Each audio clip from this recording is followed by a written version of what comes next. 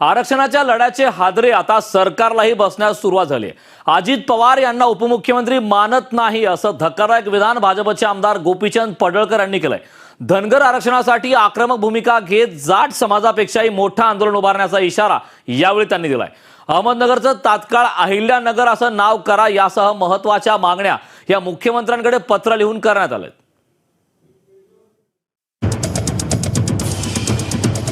बघा, अजित पवारांना मुळात आम्ही मानत नाही। हा लबाड लांडग्याचं लबाड पिल्लू आहे। आरक्षण लढ्याचे हादरे महायुतीच्या सरकारला।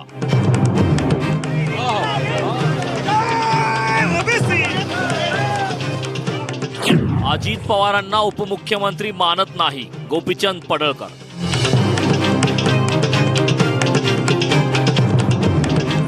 धनगर आरक्षणासाठी भाजप आमदार गोपीचंद पडळकर आक्रमक।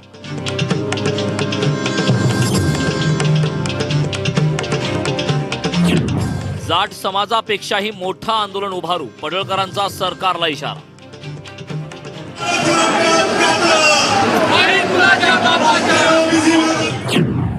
अहमदनगरचं तत्काळ अहिल्यानगर नामांतर करा, पडळकरांची मुख्यमंत्र्यांकडे मागणी।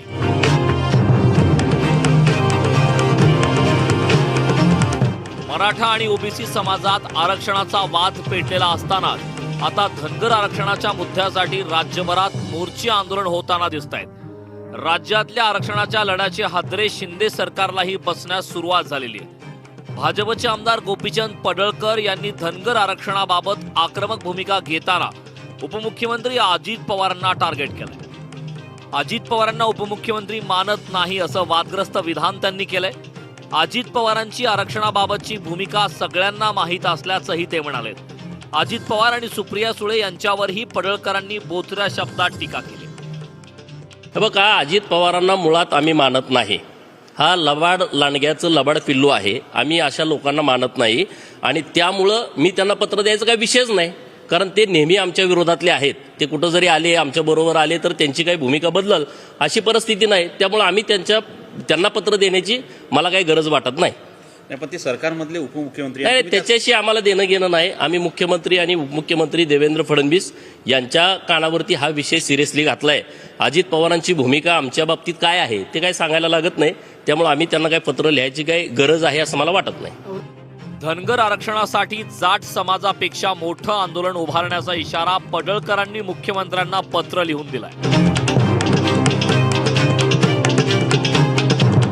गोपीचंद पडळकरांचं मुख्यमंत्र्यांना पत्र।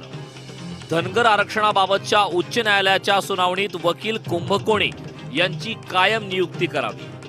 न्यायालयात तात्काळ आणि दैनंदिन सुनावणीसाठी सरकारनं अर्ज दाखल करावा। मेंढपाळांसाठी घोषित केलेल्या 10,000 कोटींच्या महामंडळाची घोषणा करून योजना कार्यान्वित करावी। स्वतंत्र अध्यक्षाची नेमणूक करावी। मेंढपाळावरील हल्ले रोखावेत आणि त्यासाठी स्वतंत्र कायदा करून त्यांना संरक्षण द्यावे। आरोवाडीच्या विरोधा मंदिर देवस्थानासाठी 200 कोटींचा निधी द्यावा। यशवंतराव होळकर यांचे जन्मस्थान असलेल्या किल्ले वाफगावचा विकास आराखडा त्वरित तयार करावा। छत्रपती संभाजीनगर आणि धाराशिव प्रमाणे अहमदनगर जिल्ह्याचे पुण्यश्लोक अहिल्यादेवी नगर नामांतरासाठी तातडीने कारवाईचे निर्देश द्यावेत। धनगर आरक्षणाबाबत सातत्यानं होत असलेली दिरंगाई आणि अहवेलनेमुळे भावनांचा उद्रेक होऊ शकतो असा इशाराही देण्यात आला। या समाजाची दखल योग्य प्रकारे ज्या पद्धतीनं घेणं आवश्यक आहे त्या पद्धतीनं घेताना दिसत नाही। त्यामुळे समाजामध्ये प्रचंड तीव्र भावना आहेत आणि त्यामुळं मी समाजाबरोबर आहे। समाज जे म्हणल त्या पद्धतीनं मी समाजाबरोबर राहणार म्हणून माननीय मुख्यमंत्री महोदयांना मी पत्र दिलंय। जर तुम्ही तात्काळ बैठक नाही घेतली तर या विषयामध्ये धनगर समाज हा तीव्र आंदोलन करण्याच्या तयारीमध्ये आहे। जसं जाट समाजाचं आंदोलन झालं त्या पद्धतीचं उग्र आंदोलन महाराष्ट्रामध्ये घडू नये असं जर सरकारला वाटत असेल तर तात्काळ सरकारनं या विषयामध्ये लक्ष घालावं आणि धनगर समाजाच्या आरक्षणाचा प्रश्न मार्गी लावावा। पडळकरांच्या अजित पवारांच्या टीकेला अजित पवार गट आणि शरद पवार गटाकडून जोरदार प्रत्युत्तर देण्यात आलंय, तर शिंदे गट आणि भाजपाकडून सारवासारवीचा प्रयत्न होताना दिसतोय। कुणी तेव्हा का मी एक मिनिट, मी प्रत्येकाच्या उत्तरं द्यायला बांधील नाही. एक मिनिट, असले उठसुंबे लोकांच्या उत्तरं द्यायला अजित पवार मोकळा नाही, मोकळा नाही. हा,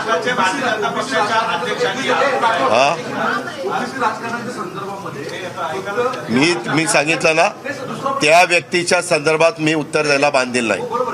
त्याच्यावर त्याने कुठलाही प्रश्न उपस्थित केला तर तो काही एवढा मोठा नेता लागून गेला नाही. त्याचं डिपॉझिट जप्त करून त्याला पाठवलेलं आहे.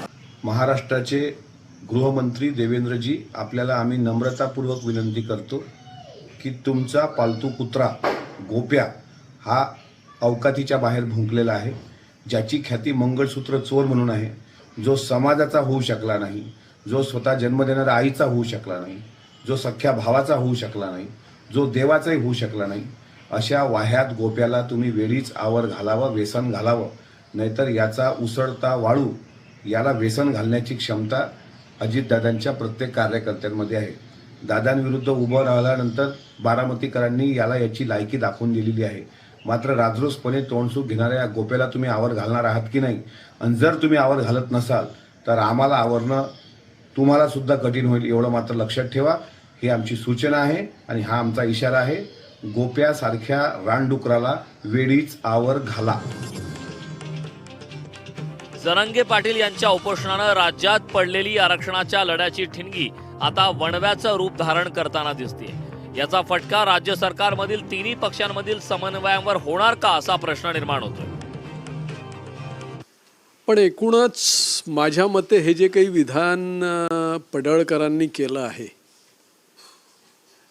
ते बघता तो अजित पवारांवरचा राग नसून तो शरद पवारांवरचा राग आहे. कारण आपण एक जर इतिहास बघितला तर शरद पवारांनी सगळ्याच या आरक्षण मागणाऱ्या जातींना चॉकलेट देत कायम छुलवायचं आणि स्वतः सत्तेत असताना कोणालाही आरक्षण द्यायचं नाही, हेच त्यांचं धोरण राहिलेलं आहे. पवार विरुद्ध पडळकर हा संघर्ष महाराष्ट्राला तसा नवा नाही. मात्र अजित पवार सत्तेत आल्यानंतर गोपीचंद पडळकरांनी थेट त्यांच्यावर बोचरी टीका करत नवा वाद निर्माण केलाय.